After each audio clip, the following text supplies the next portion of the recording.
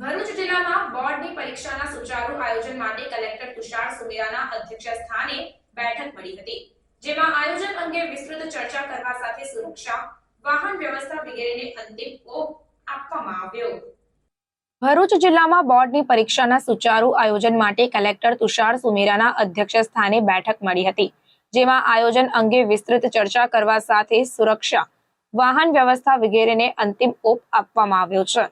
ભરૂચ જિલ્લામાં આગામી તારીખ 11 થી 26 માર્ચ 2024 દરમિયાન ધોરણ 10 અને 12 બોર્ડની પરીક્ષા યોજાનાર છે, ત્યારે જિલ્લામાં ધોરણ 10 ના 82 બિલ્ડિંગમાં 23,384 વિદ્યાર્થીઓ તેમજ ધોરણ 12 સામાન્ય પ્રવાહની 31 બિલ્ડિંગમાં 9,552 વિદ્યાર્થીઓ તેમજ ધોરણ 12 વિજ્ઞાન પ્રવાહની 19 બિલ્ડિંગમાં 3,722 વિદ્યાર્થીઓ પરીક્ષા આપનાર છે। બોર્ડની પરીક્ષાના સુચારુ આયોજન અંગે જિલ્લા શિક્ષણાધિકારી સ્વાતિબા રાઉલે માહિતી આપતા જણાવ્યું કે પરીક્ષા અંગેની તમામ તૈયારીઓને અંતિમ ઓપ આપી દેવામાં આવ્યો છે, જેમાં ભરૂચ અને અંકલેશ્વર 2 ઝોન ખાતે સ્ટ્રોંગ રૂમ રહેશે, જ્યાંથી પેપર જિલ્લાના પરીક્ષા કેન્દ્રો પરથી પહોંચાડવામાં આવશે, જે માટે દરેક ઝોન પર 54 સરકારી અધિકારી રહેશે, તો દરેક વાહન સાથે 26 પોલીસ કર્મી તૈનાત રહેશે, તો પરીક્ષા કેન્દ્રો પર 157 પોલીસ કર્મીઓ બંદોબસ્તમાં રહેશે।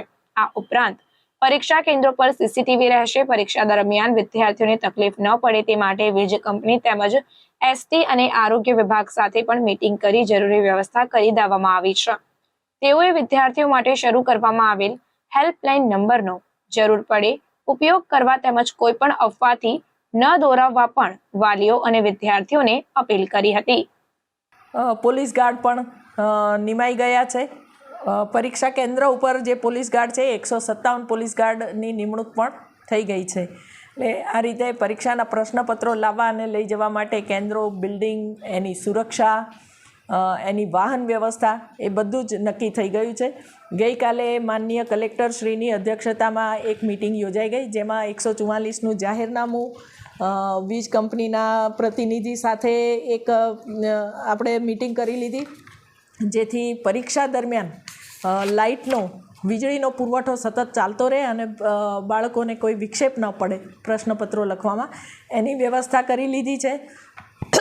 હેલ્થ અધિકારી સાથે પણ ચર્ચા થઈ ગઈ છે, જેથી પરીક્ષા દરમિયાન કોઈ બાળકને કોઈ શારીરિક સમસ્યા ઊભી થાય છે તો એને પણ સમયસર સારવાર મળી રહે દરેક બિલ્ડિંગ, દરેક કેન્દ્ર ખાતે એવું વ્યવસ્થા અને સૂચનાઓ અપાઈ ગઈ છે। 144ની કલમ ટોળું, પરીક્ષા કેન્દ્રની આજુબાજુ ટોળું કરવું નહીં, ઝેરોક્સના કેન્દ્રો બંધ રાખવા, આ સૂચનાઓ પણ અપાઈ ગઈ છે અને જાહેરનામું પણ તૈયાર થઈ ગયું છે અને બહાર પડી જશે ટૂંક સમયમાં। ટૂંકમાં બધી જ તૈયારીઓ આપણે કરી દીધી છે। જિલ્લા શિક્ષણ અધિકારીની કચેરી ભરૂચ દ્વારા મારે ખાસ વાલીઓ અને વિદ્યાર્થીઓને જે 2-4 સૂચનાઓ આપવાની છે એ હું આજે આપના માધ્યમથી કહી રહી છું કે બોર્ડની પરીક્ષામાં સમય બાબતે અને ભરૂચના ટ્રાફિકને ધ્યાનમાં લઈ અને સમય બાબતે ખાસ જાગૃતિ રાખવી। બાળક સમયસર, પરીક્ષાના સમય કરતાં અડધો કલાક વહેલું પહોંચશે તો વાંધો નથી, પણ સમયસર પોતાના કેન્દ્ર ઉપર પહોંચી જાય એવી ખાસ વ્યવસ્થા ભરૂચના ટ્રાફિકને ધ્યાને રાખીને કરવી, જેથી છેલ્લી ઘડીએ નીકળવાથી જે સમસ્યાઓ સર્જાય છે એ નહીં સર્જાય। કેન્દ્ર ખાતે મોડામાં મોડું પરીક્ષાના સમયથી અડધો કલાક લેટ પડેલું બાળક હશે એને પ્રવેશ આપવામાં આવશે, એના પછી એના પછી આગળ એલાઉ કરવામાં નહીં આવે બાળકને, એટલે ખાસ આ તકેદારી દરેક વાલીએ રાખવાની રહેશે સમયની બાબતમાં। પરીક્ષાર્થીએ પોતાના પાસે કોઈ છાપેલા કાગળો, કોઈ પુસ્તક, કોઈ પ્રકારની કાપલી લઈ જવાની નથી, એ અંગેની સૂચના દરેકને આપી દેવામાં આવી છે। ખાસ કરીને બાળકો ના સમજમાં કે અણસમજમાં પણ કોઈ ઇલેક્ટ્રોનિક ગેજેટ પોતાની સાથે ન લઈ જાય એનું વાલીએ સતર્કતા રાખવાની છે। એમાં સ્માર્ટ વોચ પણ બાળક પહેરી શકશે નહીં, મોબાઈલ પણ પોતાની સાથે લઈ જઈ શકશે નહીં, એટલે શક્ય હોય ત્યાં સુધી આવા ઉપકરણો પરીક્ષા કેન્દ્ર ઉપર લઈ જ નહીં જવા, ઘરેથી જ બાળકને એ ડ્રોપ કરાવી દેવા।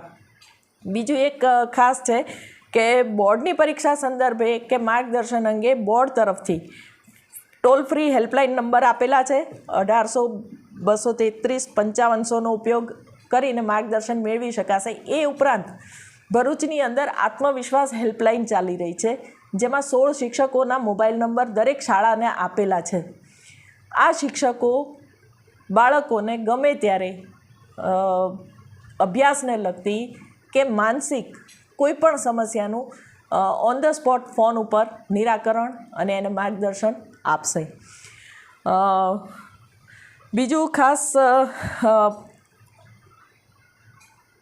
ફેલાવવામાં આવતી આ પરીક્ષા દરમિયાન અસામાજિક તત્વો દ્વારા કે કોઈ તક સાધુઓ દ્વારા કોઈ પણ પ્રકારની અફવા ફેલાવવામાં આવે કે ભાઈ અહીંયા પેપર મળે છે કે પેપરની કોપી મળે છે કે અહીંયા પ્રશ્નપત્ર અમને મળી ગયા છે, કાલે કયા પ્રશ્નો પૂછાવાના છે, આવી કોઈ પણ પ્રકારની અફવામાં ગેરમાર્ગે કોઈ પણ વાલીએ કે બાળકે દોરાવવું નહીં.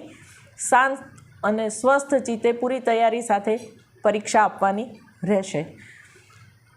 બધા કેન્દ્રો પર સીસીટીવી બધા કેન્દ્રો મેં જાતે મુલાકાત કરી છે. દરેક કેન્દ્રો પર સીસીટીવી કેમેરા લાગેલા છે.